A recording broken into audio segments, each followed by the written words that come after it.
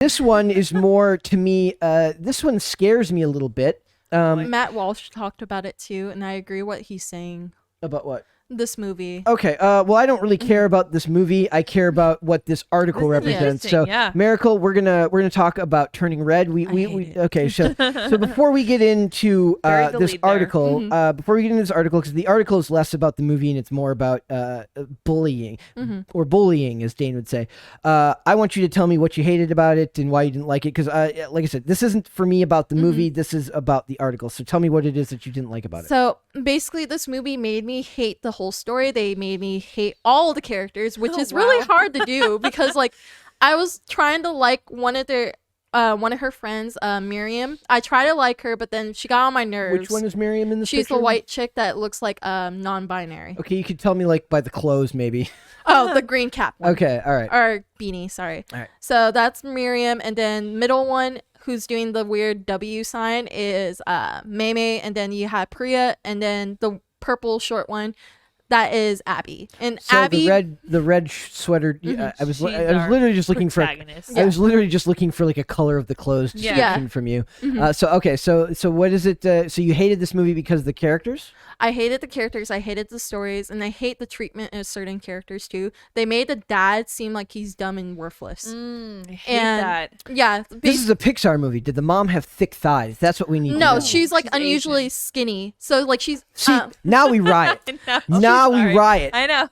So she's like unusually skinny, but she has the classic hourglass look, but she doesn't have thick thighs. Her relatives do. Wait, no, her hips. Are the hips super wide? No. Well, this isn't then this is not a Pixar movie. I agree. As far as have you ever seen that meme? It says nobody and then Pixar moms. And it's just like, boom. Okay, hear me out. Basically, they drew a lot of the characters accurate to their stereotypes, racial stereotypes. Interesting. So basically, Maymay looks like a kid I met before in elementary. Big teeth, big cheeks, big eyes, and glasses, and that haircut. Every Asian girl will have that default haircut.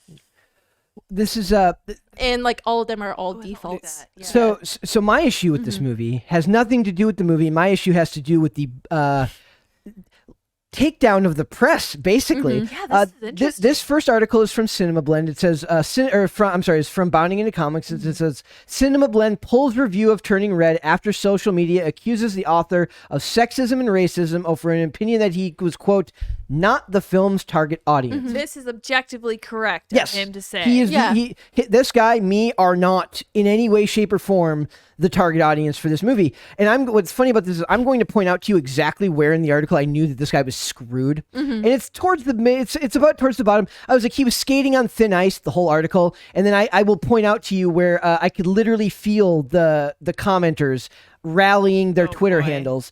So this is now I'm going to point out to you guys. Now we're in the Disney Plus Turning Red review. Is in Pixar's latest comedy, Girls Just Want to Have Fur, and it says, I am not the target film. I am not this film's target audience. 2.5 stars from Sean O'Connell. Now this is remember, this is an archived version because this article has since been pulled down by CinemaBlend.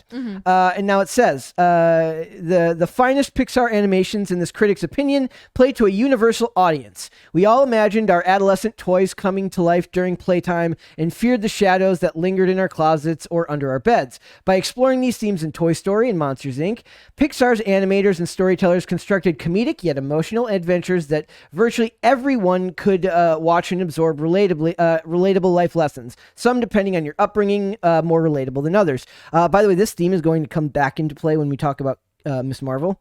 But so you go down where it says, recently though, Pixar has turned its reins over to fresh voices and given them the freedom to share deeply personal, though less universal stories. Films like Onward, Luca, and now the studio's Turning Red come from the heart without question, but they also risk alienating audience members who can't find a way into the story, beyond admiring the impressive animation which is Pixar's trademark. Now this is something where this is such a duh thing that when you make movies, you want to make movies for a larger general audience, meaning it has to be more about themes and less about identity. It has to be more about a message and not about immutable characteristics. But it goes down here. It says, when seen from a bird's eye view, Turning Red plays like Pixar's version of Teen Wolf, only with a female protagonist turning into a red panda instead of a wolf. Complete sequences are lifted directly from Michael J. Fox's underappreciated comedy and translates into animation here. The result is a jumble of familiar ideas and manic energy that exhausted me far more than it entertained me. Now, that was a very general criticism, but it says right here, Turning Red's target audience seems to be small and incredibly specific. How is that pronounced? Domei? Domei Shi, the lady who made it. Yeah, I believe so. Yeah. Domei Shi. Turning Red, 13-year-old Mei Lin. Is that how it's pronounced? Mei Lin? Yeah. Very common name in China too. Tries her best to balance work, school, and overprotective mother and her social life and raging hormones that have her drawing racy cartoons of a convenience store clerk, which she has a crush on. Mei Lin runs into the unexpected gamut of teen issues. She's obsessed with bubblegum boy band called Four Town. That is the most boy band name ever. There was a band called O-Town back in the day. I remember. She remembers O-Town. I remember Miracle's a little young to remember O-Town. I might remember that. But her mom won't let her see them in concert. She's a closet artist, even though her mom has pegged her for a more serious career path, and she's flowering into womanhood, which in Mei Lin's family comes with its own problem. Now, all of those are universal themes. Yeah, they are. All of them, okay? So there's no criticism yet from these people. So it says, yet Turning Red embraces the awkwardness of a teenage girl, experiences the onset of puberty, something unexpected in a Pixar feature film. So immediately he calls it the horniest movie. It is. This is why I hated this movie also, because like, yes, you can talk about like kids having crushes, but like basically like this kind of reminds me of middle school cringe where like girls start drawing themselves with their crushes. Oh my gosh. Like in romantic ways. So she actually draws it, but it's PG where like they're just hugging. Right. That's it. Like he's hugging her from the back. But then I don't like it how they portrayed the mom, how she dealt with it. Basically, she saw it. She accused the boy of harassing her daughter and said, never ever talk to my daughter ever again, you pervert. Wow. And I hated that movie right there. I wanted to shut it off, but I was like, it can't get worse than this. Did it get worse? Yeah. Oh gosh. It did get worse. It did get worse, and I hated it. I hate May also. I hate May. I hate her mom. Gosh. I hate everybody in this movie.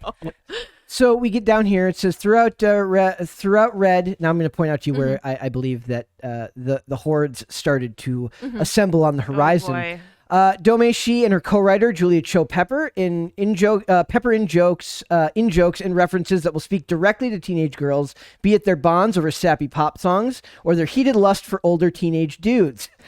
Without question, Turning Red is the horniest movie in Pixar history, which parents no doubt will find surprising because there's no history of it there. Right. I recognize the humor in this film, but connected with none of it. By rooting Turning Red very specifically in the Asian community of Toronto, the film legitimately feels like it was made for Domei Shi's friends and immediate family members, which is fine, but also a tad limiting in scope. The minute he mentioned Toronto, Asian community, he was screwed. Well, it does talk about it, like, in the movie, she is Canadian, so yes. She's a Chinese Canadian, but I don't know. For me, I felt like I kind of like knew these kind of people, and I had like family like that too. Yep. Like my grandmother and my mom told me like you're not allowed to date until this certain age, or like you're not allowed to have sexual intercourse when you get married. It was like very until you get married, right? Yeah, not after. I was gonna say no, though, but like they said after. Do you think it's true though that the director was limiting her audience? Yeah, I she noticed is. even in the trailer you can see that they're talking about they're in Toronto, and I was like, why do you need to point that out? Yeah, it's kind of weird, and like I know, like it's very limited, but if like people in the US, like the Asian community, especially like in LA, they'll experience this a lot. But yeah, like he does like call out she like calls out Toronto a lot. I don't know why, but they do. They do. Says Turning Red tries to lose itself in Malin's creative process, celebrating her drawings, exploding with visual flares inspired by her work. It just reminded me of the far superior The Mitchell vs. the Machines, another film that focused on a female character experiencing a major life change, but one that also remembered that a broader audience will be checking the film out, so it bothered to include plot elements that everyone could find engaging. A lot of times they don't really feel like they want to be engaged, like they want to engage other. They want to tell their very specific story, and discount the fact that this is still where art meets commerce, and you need to make money. And then the problem is, I'm fine with it. If you want to tell a very, very specific story that is close to your heart, you can do that, but you have to be aware of the effect it's going to have on the box office, on the way it's looked at from other people. Right. So I don't have I'm glad we did this when I was on IRL. I want these stories to exist. I want this lady to be able to tell this story that she finds engaging, and if people are watching this and love it, I think that's fantastic. Yeah. But they have to understand that other people are going to have a different perspective. Case in point, the dude from CinemaBlend, which is already a very, very open-minded and progressive outlet. So now we're going to go back to the to the Bounding into Comics article, and then we're going to move forward from there. But I just want to point out also, like, I'm agreeing with what you said. Like, this movie, it does help parents like explain what periods are to an innocent child, and it's like, it's easier for like kids to understand, like, hey, you're going to go through changes soon. Right. But I just hated the whole thing. I like the message. Everything. I like the message. It's not bad, but So here's Sean O'Connell, that's the writer of the CinemaBlend article. This is his tweet. It says, some Pixar films are made for a universal audience. Turning Red is not. The target audience for this feels very specific and very narrow. If you are in it, that might work well for you. I am not in it. This was exhausting. You should have left out the "this was exhausting." Yeah, because very personal, feelingsy. I would love a job where I could like edit people's tweets to make sure they don't I can find the language that's going to offend people. It says, unsurprisingly, shortly after this tweet, after he tweeted out his review, despite his opinion being devoid of any malice or anger, he legitimately went through this and seemed very engaged in the idea of wanting to like the movie. Right. And he gave a very clinical and very educated response as to why it didn't work for him. There was not an ounce of malice. There was not an ounce of snark. Yeah. Not one bit. And then the tweets start coming in. But there is a website / extension to your browser that does help you like fix your tweets or like any posts you do. It's called Grammarly.com. It does it reads your sentence or paragraph and it tells you like this might inferior. I was kidding about that. No, it actually exists. I used it in college because I needed help because I had a teacher, a lack of better words, he was very critical about grammar and how to portray like wording. So I used it, and a lot of it was like, this sounds like you're angry. You can change this word and this word to sound like you're trying to persuade him. Says, so this tweet is from Freaky Fishy. Oh boy. At some point, I hope white men genuinely unpack the fact that stories about white people are universal. But stories about people of color are supposedly for a specific audience. People of color raised in the country are always taught to empathize with white people.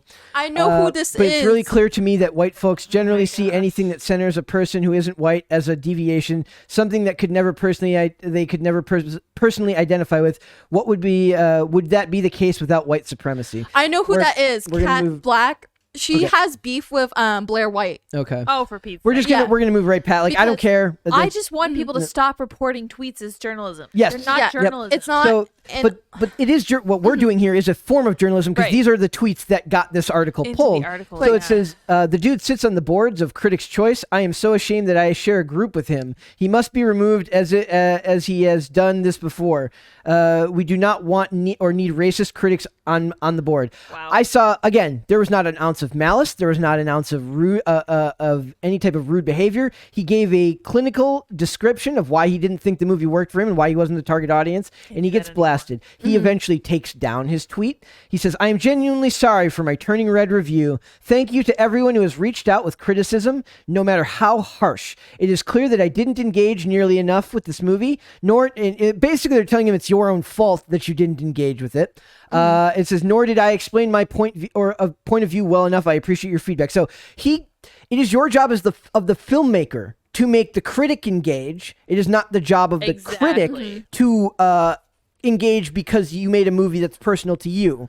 This is the crossroads of why it matters to tell universal stories. Yeah. So he takes his tweet down. He apologizes. Now I'm going to go back really quick to the first article.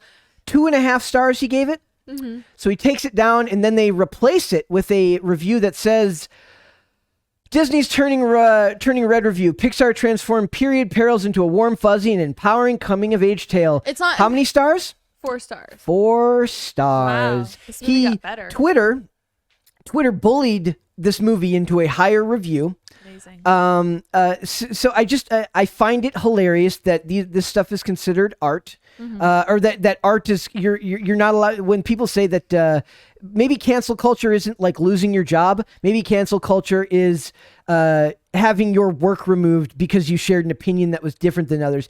Point to something like this if you want proof that stuff like this absolutely does happen. This is on CinemaBlend for not standing by this dude and letting the rage pass. It absolutely would have gone by. It's on him for taking down his tweet and apologizing. When if anybody looked at engaged in what he wrote fairly, there was nothing rude, snarky, or off about what he wrote. He wrote a general review. What they're telling you here affirmatively is that if you're telling a boxed in enough story, if you're telling a unique enough story about of a group that you may not be a part of, it is going to get a good review whether you like it or not. Right. And that talent doesn't matter because you will just get told that you're wrong. This strikes me as a form of affirmative action. Yes. For this kind of terrible movie, which Miracle freaking hated. Yeah. Even just seeing the trailer, I was like, everyone seems kind of obnoxious. It seems Yeah. dumb. I have no problem. Like I said, for me, the movie, I'm not the target. I am objectively not the target demographic You're of not. this movie. I don't have kids. I don't have. I don't have any daughters that are going through puberty, so I'm not really going to be the one this is marketed to. But this guy basically said exactly that and got told he was a bad person for it. I take issue He with is that. not a bad person. Like, that's his honest truth and opinion. Yep. And people do need to understand this movie, like, the whole thing is terrible. Like, again, if you want to teach your kids like a simpler way what their period is, show them a different movie or like talk to them about it. But this movie is terrible because it basically it tells 2 stories. It's about her period, and also like you can respect your parents, but you can be your own person. But how she dealt with it, basically at the end of the movie, she starts spanking her butt. What? And then after that, her and her mom were like resolved it, and like she starts helping her mom, and her mom lets her be her own independent person as a 13-year-old.